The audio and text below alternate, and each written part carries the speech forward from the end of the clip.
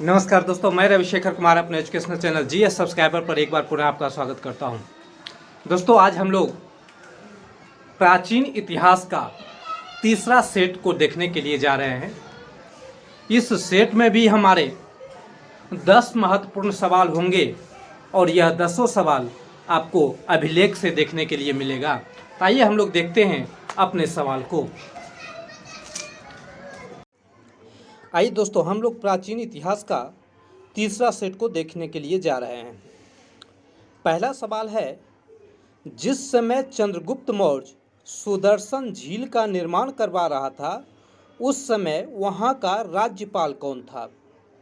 Option है क में हरिसेन, ख में पुष्यगुप्त, ग में तुस्साप एवं घ में केवल क यानी कि हरिसेन।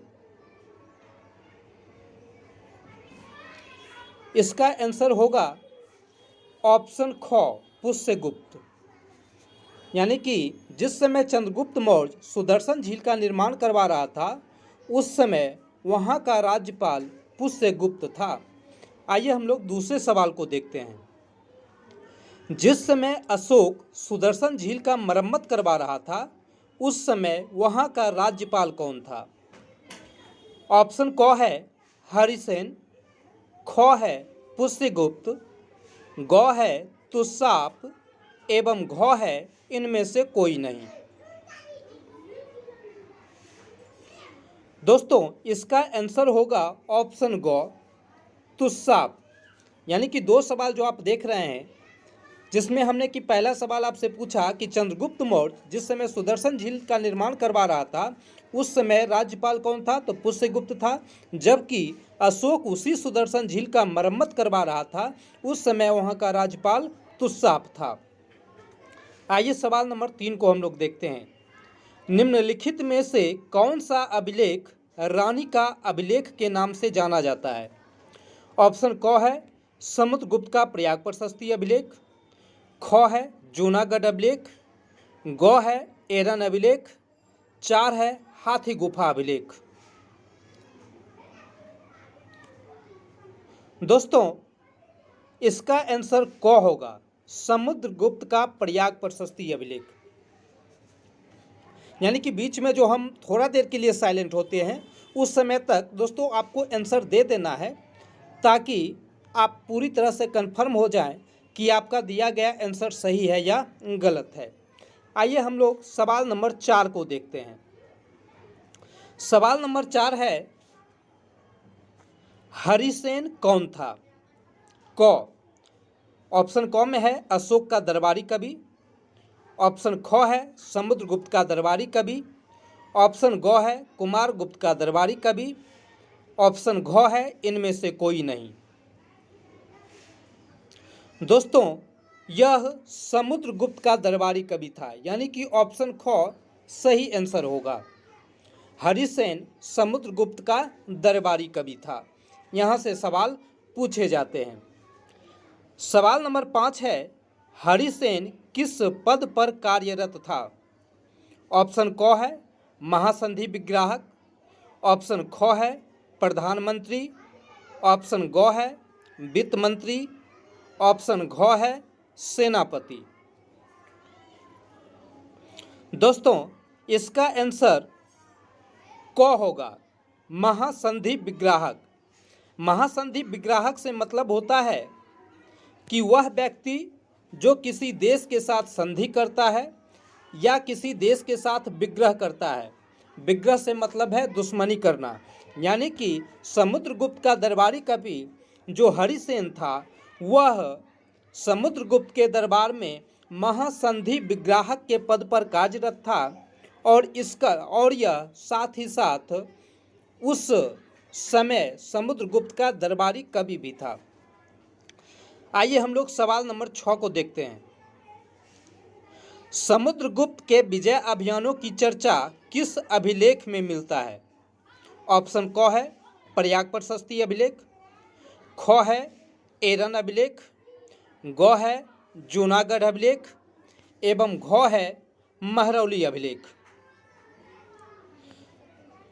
दोस्तों, इसका आंसर क होगा, प्रयाग प्रशस्ति अभिलेख। समुद्रगुप्त के विजय अभियानों की चर्चा आपको प्रयाग प्रशस्ति अभिलेख में मिलता है, इसे आप ध्यान में रखेंगे।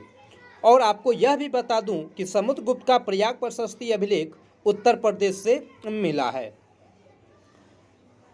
सवाल नंबर 7 है, मौर्य शासक अशोक की पत्नी कारुबाकी की चर्चा किस अभिलेख में मिलता है? ऑप्शन क है दामोदर ताम्रपत्र अभिलेख, ऑप्शन ख है ऐहोल अभिलेख, ऑप्शन ग है एरन अभिलेख, ऑप्शन घ है प्रयाग प्रशस्ति अभिलेख।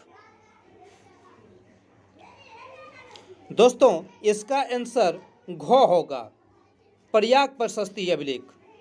यानी कि समुद्रगुप्त के प्रयाग प्रशस्ति अभिलेख से ही हमें यह भी पता चलता है कि अशोक की पत्नी कारुबाकी उस अभिलेख में या उनका नाम वहाँ पर देखने के लिए मिलता है।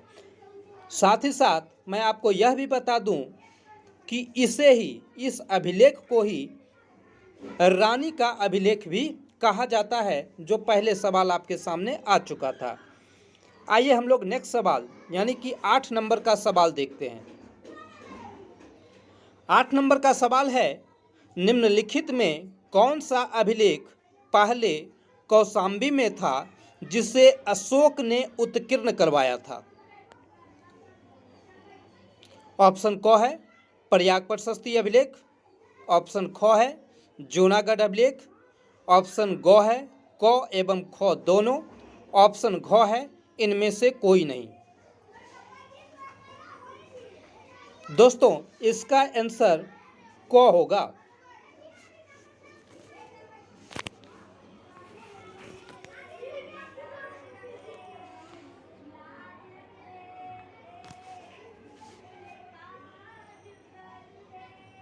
इसका आंसर जो होगा क होगा, प्रयाग प्रशस्ति अभिलेख।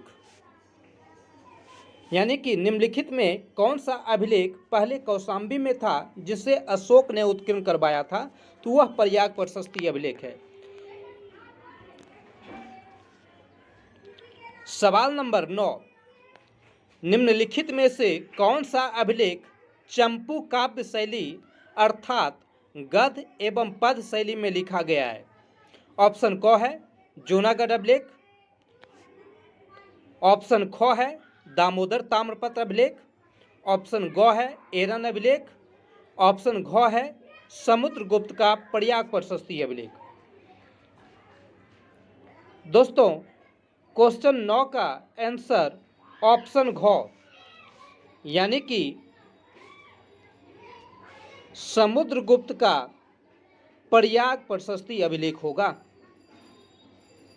सवाल पूछे जाते हैं कि निम्नलिखित में से कौन सा अभिलेख चंपू काव्य शैली। दोस्तों यहाँ चंपू काव्य शैली का मतलब होता है गद्य एवं पद्य में, यानी कविता एवं कहानी के रूप में लिखा जाना। और आज का अंतिम सवाल 10 नंबर है। यह कहता है कि निम्नलिखित में से किस अभिलेख से समुद्रगुप्त, अशोक एवं अकबर का संबंध है? ऑप्शन क है जूनागढ़ अभिलेख, ख है दामोदर ताम्रपत्र अभिलेख, ग है क एवं ख दोनों, और घ है इनमें से कोई नहीं। तो दोस्तों इसका उत्तर होगा इनमें से कोई नहीं। इसे आप याद रखेंगे कि निम्नलिखित में से किस अभिलेख से समुद्रगुप्त, अशोक एवं अकबर का संबंध है, तो वह समुद्रगुप्त का प्रयाग प्रशस्ति अभिलेख है, जिसमें इन तीनों राजाओं के बारे में चर्चा किया गया है। अगर मैं आपको कहूं तो समुद्रगुप्त का प्रयाग प्रशस्ति अभिलेख जो है अशोक के द्वारा उत्कीर्ण करवाया गया, यानी कि लिखवाया गया कहाँ, तो कौशाम्बी में। और उस अभिलेख को कौशाम्बी से प्रयाग लाने का जो काम किया है वह सम्राट अकबर के द्वारा किया गया, जो मुगल वंश से संबंधित थे। जबकि इसी प्रयाग प्रशस्ति अभिलेख पर समुद्रगुप्त का दरबारी कवि जो हरिसेन है, वह संधि महाविग्राहक के पद पर कार्यरत था। उसने समुद्रगुप्त के विजय अभियानों का भी चर्चा किया है।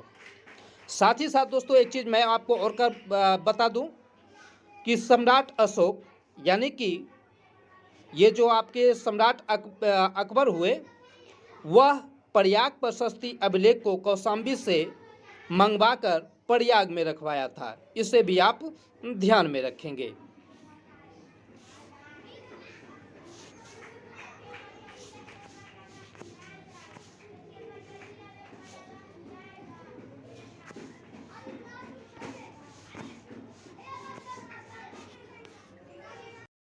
इस तरह से दोस्तों आपने आज का 10 महत्वपूर्ण सवाल को देखा।